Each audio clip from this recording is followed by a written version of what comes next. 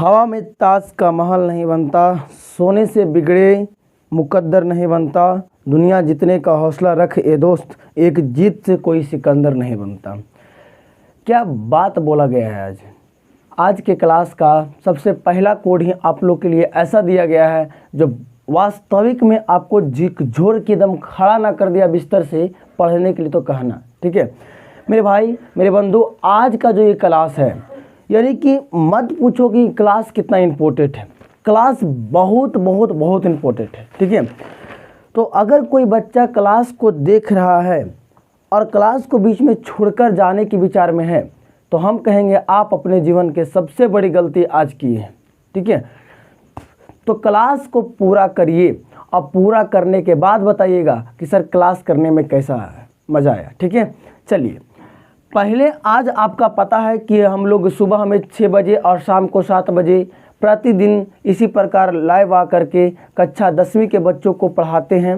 तो अगर कोई भाई बंधु मेरा नहीं जानता है तो वो चैनल को सब्सक्राइब कर लो और डेली सुबह में 6 बजे शाम के 7 बजे हमसे जुड़ना ना भूलें। ठीक है, चलिए और भी अगर आप लोग कोई क्वेरीज रहेगी तो हम आप लोग को बता देंगे। ठीक है, चलिए स्टार्ट करते हैं। सुनना, देखो भाई, पहले इस चैप्टर का नाम है जैव प्रक्रम। आपसे अगर हम बोले जैव के मतलब क्या होता है, ध्यान से सुनो, बहुत भयानक तरीके से सिखाएंगे आप लोग को आज हम। ठीक है, बहुत ही सटीक तरीके से बताएंगे, बस केवल समझना, गौर से समझना मेरे भाई। ठीक है, जैव के मतलब क्या होता है। सर जैव मतलब क्या होता है, इस चैप्टर का नाम जैव प्रक्रम, क्या हमको कुछ नहीं पता क्या होता है नहीं होता है, आप सीखिए। देखो बाबू सुनो ध्यान से, जैव के मतलब होता है जीवित वस्तु।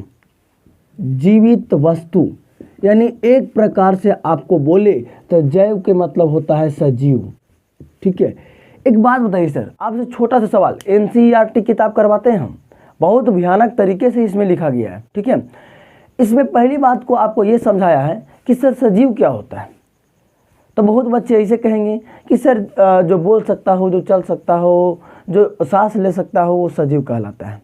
एक छोटा सा आपसे क्वेश्चन है मेरा, अगर हम बोले, अगर हम किसी इंसान को देख रहे हैं, किसी बच्चे को देख रहे हैं, किसी बूढ़े को देख रहे हैं, कोई व्यक्ति को देख रहे हैं, वो चल रहा है, वो चिल्ला रहा है, वो रो रहा है, वो हंस रहा है, तो हम कहेंगे देखो वो चिल्ला रहा है वो सजीव है, देखो वो हंस रहा है वो सजीव है। लेकिन आपसे छोटा सा सवाल, अगर हम किसी इंसान को सोता हुआ देखेंगे तो, अगर कोई इंसान सो रहा है ना तो चिल्ला रहा है तो हंस रहा है, तो कैसे पता करें वो सजीव है कि निर्जीव है। तो हम लोग क्या चेक करेंगे, उसका हम लोग सांस चेक करेंगे। क्या चेक करेंगे, सांस चेक करेंगे, यानी वो सांस ले पा रहा है कि नहीं ले पा रहा है। अगर सांस ले पा रहा है तो वो सजीव है और सांस नहीं ले पा रहा है तो निर्जीव है। ठीक है, लेकिन इसका मतलब ही वो सजीव नहीं कहता है। ठीक है, यानी वो क्या कह रहा है एनसीईआरटी कि अगर कोई व्यक्ति सांस ले रहा है, इस प्रकार से चेक करके आप उसको सजीव बता रहे हैं तो थोड़ी देरी के लिए वो ठीक है, लेकिन आप उसको बढ़िया से पकड़िए तो क्या वो सांस ले रहा है ना, तो वो सांस ले रहा था, वो अपने जीवन में वृद्धि कर रहा है। हालांकि धीरे धीरे वृद्धि कर रहा है, लेकिन वृद्धि कर रहा है। छोटा बच्चा वो भी सांस लेता है लेकिन धीरे धीरे वो बड़ा होता है।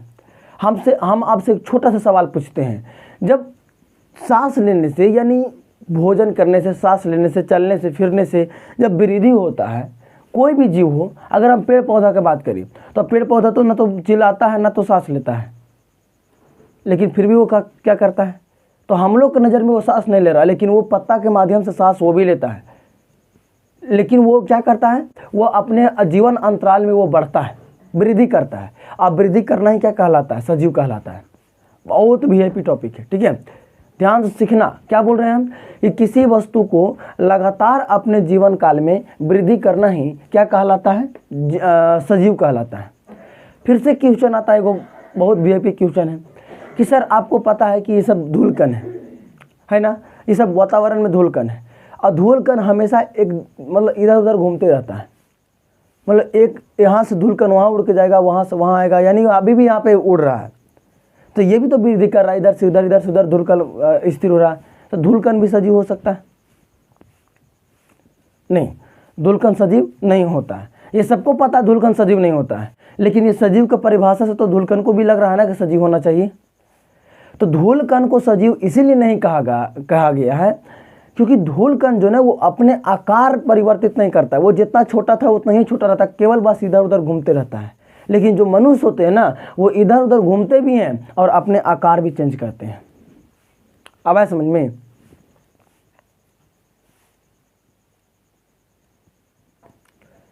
चलो आगे चलते हैं, समझ में आ गया होगा, ठीक है। बहुत वीआईपी तरीके से इस टॉपिक को पढ़ाया गया है, ठीक है ना। अब आगे चलते हैं। देखिए बाबू, क्या होता है ना कि अब ये समझ में आ गया, जैव माने क्या हो गया, जीवित वस्तु या फिर सजीव लोग, है ना। अगर हम यहाँ पे बोलेंगे अजैव, तो अजैव माने समझ जाइएगा, अजैव माने क्या हो जाएगा, निर्जीव वस्तु, निर्जीव वस्तु, या फिर बोलेंगे तो जीवित या फिर यहाँ पे निर्जीव, हाँ तो वो तो गया है, वही होते तो बताना है। अब हम आपको सिखाएंगे जैव प्रक्रम क्या है, जैव प्रक्रम, ठीक है। अब ध्यान से देखिएगा बाबू, क्या होता है ना कि जब हम लोग खुला में घूमते हैं, इस प्रकार ध्यान से सुनना, आप भी घूमते हैं, हम भी घूमते हैं, सभी बच्चे खुला में से वायु में घूमते हैं। तो वायु में घूमते हैं ना, तो हम लोग के शरीर में जो कोशिका है, जो सेल है, जो हड्डी है, उस हड्डी के अंदर छोटे छोटे कुछ कोशिकाएं अंग हैं, छोटे छोटे, ठीक है। जैसे अगर आप लोग मुर्गा वगैरह खाए होंगे, लेग पीस जिसको बोलते हो, मुर्गा के टंगरी जिसको हम देहाती भाषा में बोलते हैं, उसको अगर खाते होंगे तो उसके हड्डी में से बीच में से कुछ दाना टाइप से फोकी उसको बोला जाता है, उसमें से निकलता है ना। तो उसी प्रकार कोशिका में से हम लोग के शरीर में से भी निकलता है, ठीक है। लेकिन क्या होता है ना कि अगर उसको हम वायु में से सिंपली घूमेंगे, तो वायु से क्या होगा कि वायु जब हमारे शरीर में प्रवेश करेगा, कोशिका में प्रवेश करेगा, तो उसको इंडर्ज कर देगा, मतलब उसको बेकार कर देगा, क्योंकि हमारा कोशिका है और उसको तो कुछ मिल ही नहीं रहा है, तो उसको बेकार कर देगा, आराम से कर देगा।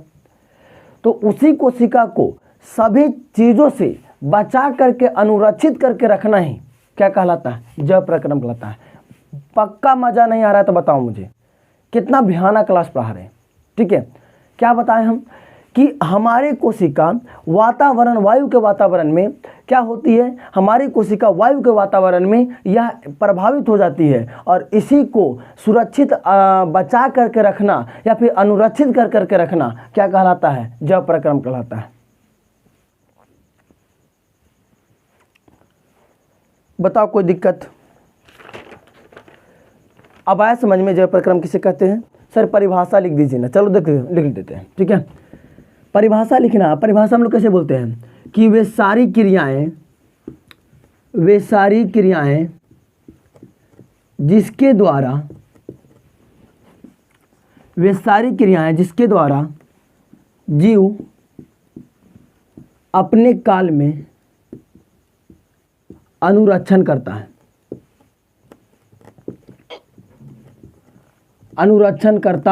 है, ठीक है।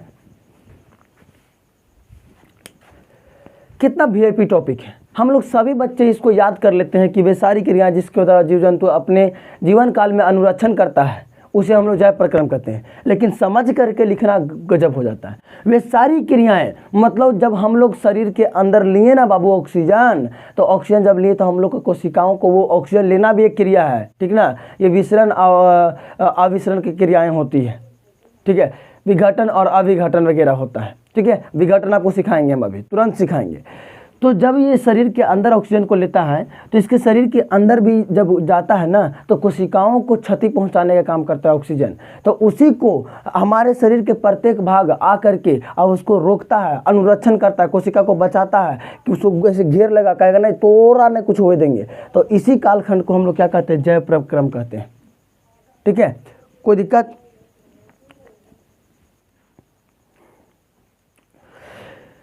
चला जाए आगे। बाबू पढ़ो, पढ़ने पर ध्यान दो। अगर पढ़ने पर ध्यान दीजिएगा ना, तो एक दिन ऐसा आएगा कि आप खुद किताब लिख सकते हैं। और यदि केवल और केवल आप ऐसा ही अगर नौटंकी करते रह गए, माता पिता के पैसा को बर्बाद करते रह गए, तो कुछ नहीं हो सकता, ठीक है।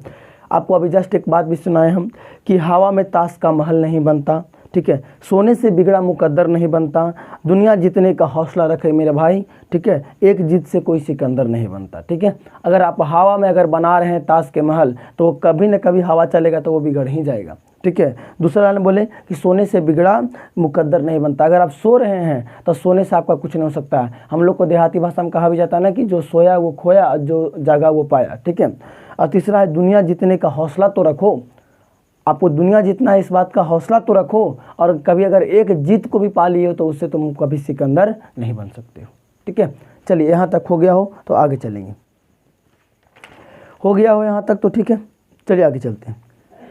एक बात बताइए सर, सवाल आपसे हम पूछ रहे हैं कि कुछ हमारे जो शरीर है ये कोशिकाओं को ऑक्सीजन से किस प्रकार रोकता है, क्या करता है? ठीक है, तो जो हम लोग भोजन करते हैं ना, खाना खाते हैं, तो हमारे शरीर में ऊर्जा बनता है, एनर्जी बनता है। तो अगर ऊर्जा को हम बाहर से ले रहे हैं तो उसको कहते हैं भोजन, और जब वही ऊर्जा को शरीर के किसी एक अंग से दूसरे अंग तक भेजा जा रहा है तो कहला रहा है पोषण। बहुत बहुत जटिल टॉपिक है। क्या बोले हम कि जब ऊर्जा की जरूरत होती है और इसको हम शरीर के बाहर से ले रहे हैं तो भोजन के रूप में आता है, और जब वो शरीर के अंदर से जा रहा है तो वो फिर पोषण के रूप में जाता है।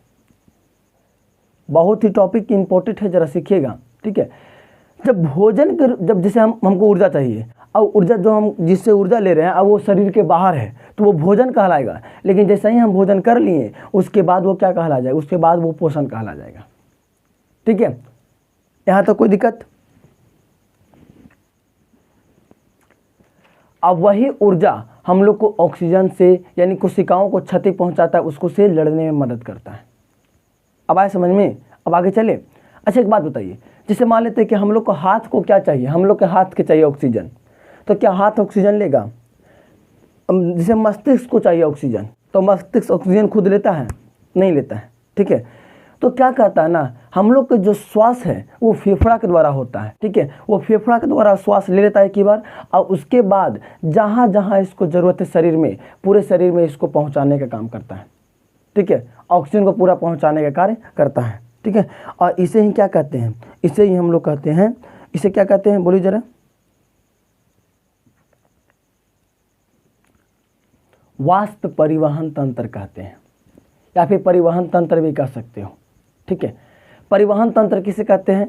तो हमारे शरीर के लिए उपयोगी पदार्थों को शरीर से एक स्थान से दूसरे स्थान तक भेजना ही क्या कहलाता है? वाष्प परिवहन तंत्र कहलाता है। चलिए अब इसको हटाते हैं।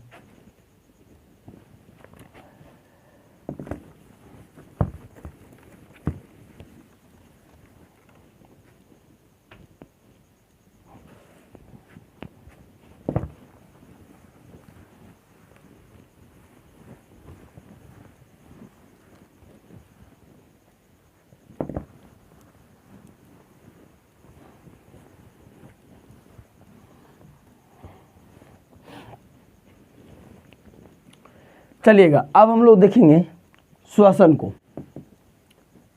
श्वसन को, ठीक है, श्वसन कह रहा है कि शरीर के बाहर से ऑक्सीजन को ग्रहण करना, शरीर के बाहर से ऑक्सीजन को ग्रहण करना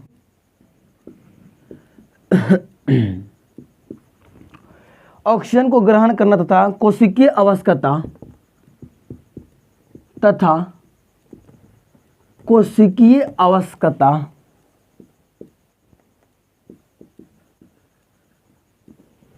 कोशिकीय अवस्कता के अनुसार खाद्य स्रोतों के विघटन करना के अनुसार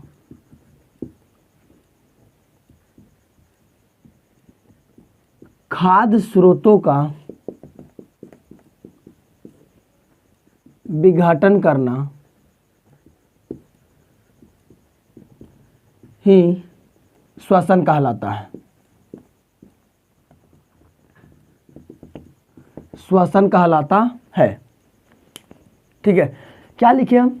शरीर के बाहर से ऑक्सीजन को ग्रहण करना तथा कोशिकीय अवस्कताओं के अनुसार खाद्य स्रोतों का विघटन करना ही क्या कहलाता है? श्वसन कहलाता है। जैसे आज जैसे मान लेते हैं कि ऑक्सीजन आया बाहर से, अब वो ऑक्सीजन तो आया, अब कोशिका को उसको क्षति तो जरूर पहुंचाएगा कोशिका को।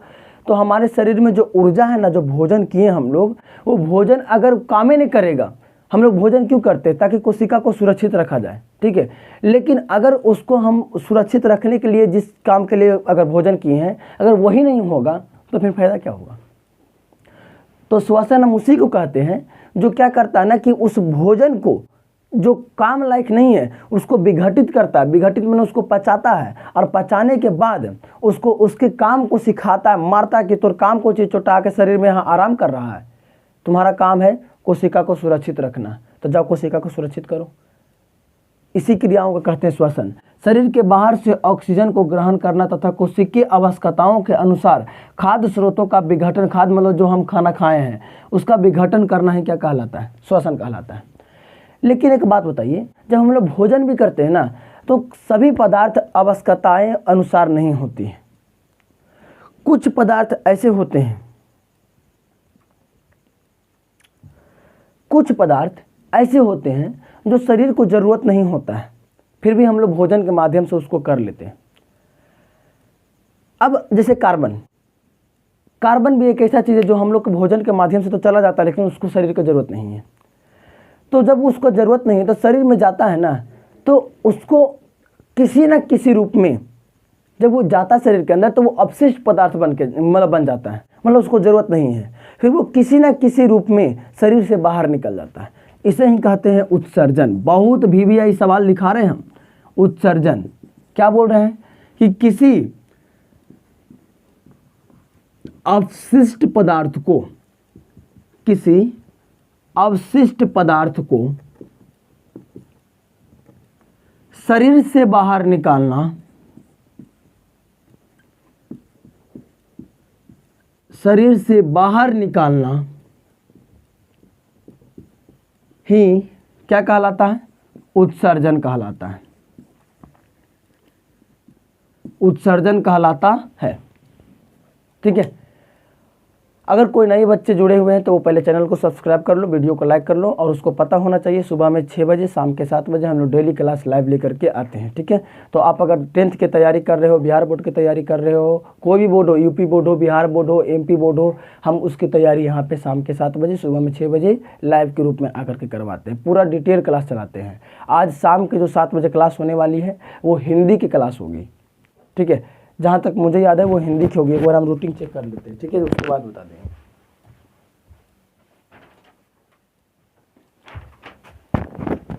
हाँ बच्चों, हिंदी की क्लास है सुबह में, आज शाम के 7 बजे आज हिंदी की क्लास है। ठीक है। तो आज हम लोग हिंदी के बुक को देखेंगे। ठीक है। उत्सर्जन समझ में आ गया। जो हम लोग भोजन करते हैं वो सभी भोजन हम लोग को उपयोगी नहीं होता है, कुछ कुछ ऐसे होते हैं जो हम लोग को अनुपयोगी होते हैं। तो वैसे पदार्थों को शरीर से बाहर निकालना क्या कहलाता है? उत्सर्जन कहलाता है। मिटा दे।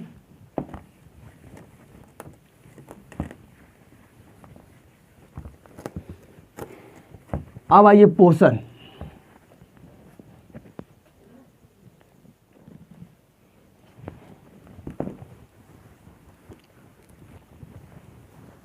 अब आइए पोषण। पोषण क्या कहता है? देखो, अभी थोड़ा देर पहले समझाए थे आपको कि जब ऊर्जा के लिए कोई ऐसा वस्तु जो शरीर के बाहर से हम ले रहे हैं वो भोजन कहलाता है, लेकिन जब वो बाहर से लिए और उसके बाद वो शरीर में कहीं भेजा जा रहा है तो वो पोषण कहलाता है। तो ऊर्जा के उपयोग के लिए जिस विशेष प्रकार के स्थानांतरण की आवश्यकता होती है उसे पोषण कहते हैं। ठीक है। या फिर जीव जंतु अपने जीवन काल को वृद्धि करने के लिए ऊर्जा को जिस रूप में ग्रहण करता है वो क्या कहलाता है? पोषण कहलाता है। पोषण 2 प्रकार के होते हैं, एक होता है स्वपोषण और एक होता है परपोषण। पहले स्वपोषण समझ जाओ। स्वपोषण समझाने के काम करें तो बोलेंगे वैसा पोषण, वैसा पोषण जो अपना भोजन खुद बनाता हो, खुद बनाता हो। जैसे में पेड़ पौधा, पेड़ पौधा। ठीक है। एक पेड़ पौधा को क्या हम लोग ये कहने जाते हैं कि आप आम बना लीजिए या फिर सेब बना दीजिए, कुछ भी आप हम लोग बोलने जाते हैं? नहीं बोलते हैं। क्यों नहीं बोलते? क्योंकि उसका भोजन जो है वो खुद बना लेता है। ठीक है। तो अगर कोई ऐसा पदार्थ है, ऐसा कोई भी वस्तु है जो अपना भोजन खुद से बनाता है, वो कहला जाएगा स्वपोषण। लेकिन कोई ऐसा भी पदार्थ है जो अपना भोजन खुद से नहीं बनाता है, वो कहलाएगा परपोषण, यानी वो पराये पर निर्भर है कि वो बना के देगा तो हम लोग खाएंगे। जैसे में हालांकि हम लोग भोजन तो अपने से बनाते हैं, लेकिन भोजन जहाँ से आता है उसके लिए हम लोग दूसरा पर निर्भर रहते हैं। जैसे हम लोग धरती पर निर्भर रहते हैं, माता पर निर्भर रहते हैं, धरती माता पर, कि हम लोग को फसल होगा माते तो हम लोग भूखे नहीं रह पाएंगे, अगर फसल नहीं होगा तो भूखा रह जाएंगे। यानी हम लोग भी किसी न किसी पे आधारित हैं। अब हम लोग को पिताजी या फिर कोई भी बिजनेस काम करते हैं तो उस भी जहाँ से वो फंडिंग वगैरह कर रहे हैं वहाँ से आएगा पैसा, तभी ना हम लोग आगे काम करेंगे। यानी हम लोग भोजन के लिए दूसरे पर आधारित हैं, तो वो पर पोषण कहलाता है। अब सवाल उठाता है कि पेड़ पौधा जब, सवाल देखो बहुत इंपॉर्टेंट है, ठीक है। एक बार सवाल उठाया था कि निम्नलिखित में से कौन स्वपोषण का उदाहरण है, और ऑप्शन में सब कुछ डाला था लेकिन पौधा नहीं डाला था, बोला था नीम के पौधा। तो कुछ के भी पौधा रहे, आपको ऑप्शन में जब पौधा दिख गया तो उसको टिक कर लीजिएगा, ठीक है। चलिए आगे चला जाए।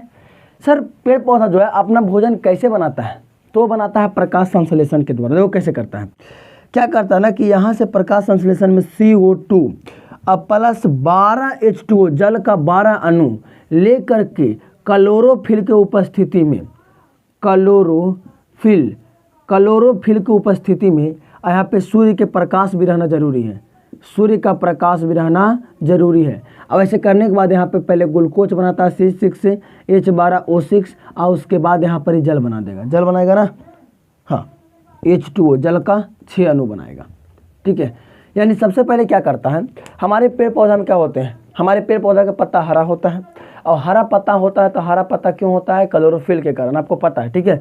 तो जब कार्बन डाइऑक्साइड, पेड़ पौधा कार्बन डाइऑक्साइड लेता है, कार्बन डाइऑक्साइड और जल का अभिक्रिया करवाते हैं, और अगर उसमें क्लोरोफिल है और सूरज के प्रकाश भी है तो ग्लूकोज बनता है। यानी ग्लूकोज जो है वो आपका ये सूत्र हो गया ग्लूकोज का, आप बहुत इंपॉर्टेंट तरीके से आप इसको याद रखिएगा, बहुत इंपॉर्टेंट है। ये ग्लूकोज का सूत्र क्या होता है, तो C6 H12 और O6, ठीक है। चलो लगातार क्लास में जुड़े रहो, इससे आपको ही फ़ायदा होगा और आपके साथी गणों को भी फायदा होगा। जो बच्चे 2024 में अपना भविष्य देख रहे हैं टॉपर लिस्ट में, वो ज़रूर लगातार जुड़िए। और इस प्रकार क्लास सुबह और शाम चलता है, उसमें हाँ एक आध दिन माइनर मिस्टेक हो सकता है। कल शाम वाला क्लास में हल्का तबीयत खराब हो गया था, जिसके कारण हम क्लास नहीं ले पाए थे, ठीक है। चलिए, तो शाम का क्लास हिंदी है, जुड़ना ना भूलें, ठीक है। इसके बाद जो भी हो सकता है प्रपोषण वगैरह वो पार्ट 2 में कवर करेंगे। आपके पास रूटीन है, अगर रूटीन नहीं है तो एक वीडियो बनाया गया है। सबसे पहले नोटिफिकेशन सिलेबस के बारे पूरा जानकारी पहले करें, उसमें बता दिए कौन सा रूटीन कब है नहीं है, ठीक है। ऐसे हम इसमें बताने का काम करें तो आपको अगर दिखेगा तो देख लीजिएगा, ठीक है। दिख रहा है तो इसको देख लीजिएगा, ठीक है। इसमें आप देख लीजिएगा क्या है कौन है। तो आज शाम की हिंदी की क्लास से जुड़ना ना भूलें, ठीक है। सभी बच्चे को गुड मॉर्निंग सभी को, ठीक है। चलो, तो आज के सेवा हम यहीं तक रखते हैं, मिलते हैं कभी और, शाम में मिलेंगे पक्का, ठीक है। चलो बाय, जय हिंद।